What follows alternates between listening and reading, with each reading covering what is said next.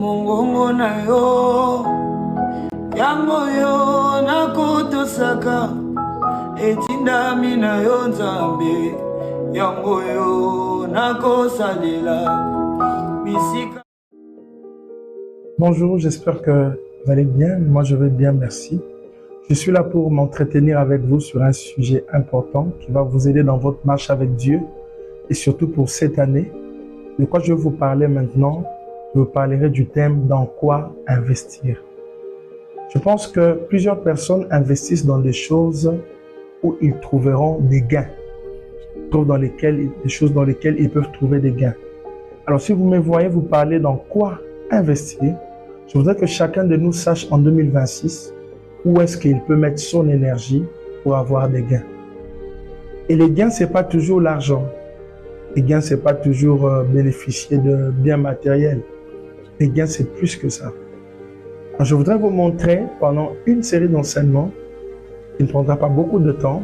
Je ne veux pas vous ennuyer, prendre beaucoup de votre temps. Juste vous montrer qu'est-ce que vous pouvez faire pour investir et pour bénéficier en 2026. Dans quoi investir en 2026?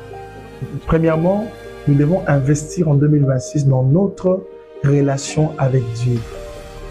Notre relation avec Dieu est la chose la plus importante que nous avons sur terre. C'est même pour cette raison quand Adam et Ève ont péché, ils ont été chassés du jardin. Dieu lui avait dit, le jour où tu mangeras le fruit de l'arbre défendu, tu mourras. Quand ils ont mangé, ils sont morts. Je voudrais te dire ici que ta relation avec Dieu est la chose la plus importante qui peut t'aider à aller loin. Et c'est quoi la relation avec Dieu? La relation avec Dieu, c'est cette relation, cette amitié, je voulais dire que nous entretenons avec Dieu qui est protégée par certaines choses. Je répète, la relation avec Dieu, c'est cette amitié que nous entretenons avec Dieu qui est protégée par certaines choses. La relation avec Dieu est protégée par quoi? Premièrement, la consécration, et si vous voulez même, la sanctification. La relation avec Dieu est protégée par quoi? Deuxièmement, la méditation. La relation avec Dieu est protégée par quoi?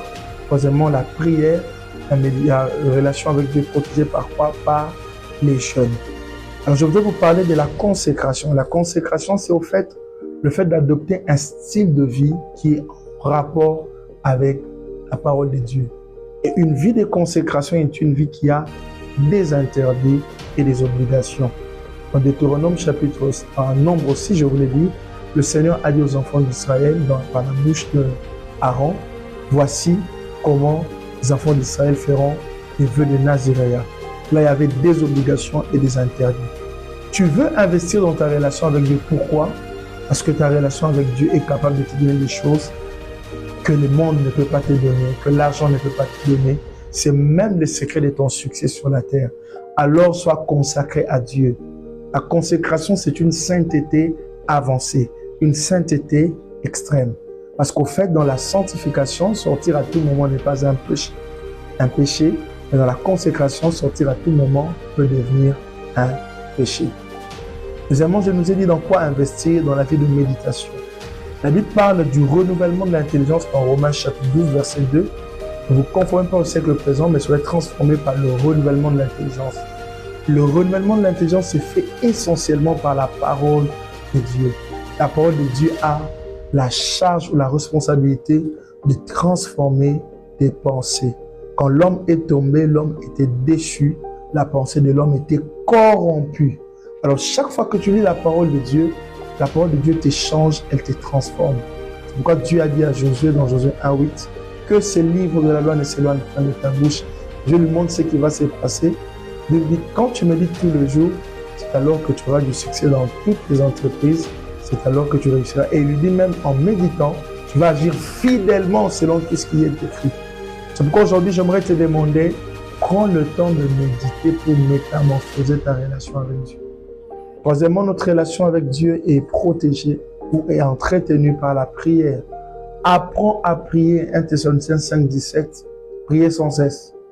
Vous n'avez pas de raison pour dire je ne dois pas prier. La prière est comme la respiration du chrétien. C'est ce qui vient te donner la force de tenir face aux puissances de ténèbres. C'est la prière qui vient te donner la force de tenir face à la puissance de la chair. La prière te permet de crucifier la chair et de permettre au Saint-Esprit de s'exprimer dans ta vie. La prière te permet d'avoir une communion intense avec Dieu. Je prie Dieu pour toi pour qu'en 2026, que tu aies vraiment le temps de prier. Et la dernière des choses que je vais te dire aujourd'hui, les 4 choses que j'ai citées, c'est pas seulement ça au travers desquelles on entretient la relation, mais je pense que la relation est intensifiée par ces 4 choses. Et la 4e des choses, c'est le jeûne. Bien aimé, tu dois apprendre à jeûner. Si Jésus a jeûné pendant 40 jours et 40 nuits, qui es-tu pour ne pas jeûner? Qui es-tu? Le jeûne t'échange, toi, il ne change pas Dieu. Les jeûnes tuent de mauvaises habitudes. Les jeûnes tuent de mauvais désirs. Plus tu es en train de jeûner, tu es en train de tuer de mauvais désirs au-dedans de toi. Et c'est au travers des jeûnes que Dieu prend le temps de te délivrer. Parce que rappelez-vous, Esther a connu la délivrance avec son peuple au travers de la vie de jeûne. Moïse a rencontré Dieu dans d'autres dimensions au travers du jeûne. Le Seigneur Jésus, après son jeûne dans Luc chapitre 4 ou Matthieu 4, si tu le veux, après avoir jeûné, il a rencontré les anges sont venus à son service, sont venus le servir de la Bible. Il y a des choses que tu vivras avec Dieu quand tu apprends à jeûner. Daniel, pour clôturer, Daniel a pris le temps de jeûner.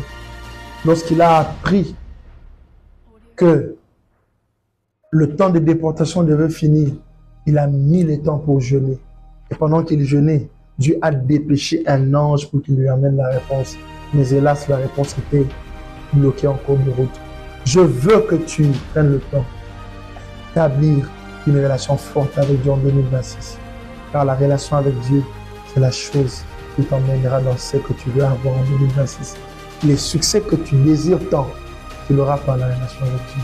Je voudrais prier pour toi. Mon Dieu, mon roi, je prie pour mon frère, ma soeur, qu'en 2026, il établisse une relation forte, profonde et réelle avec toi.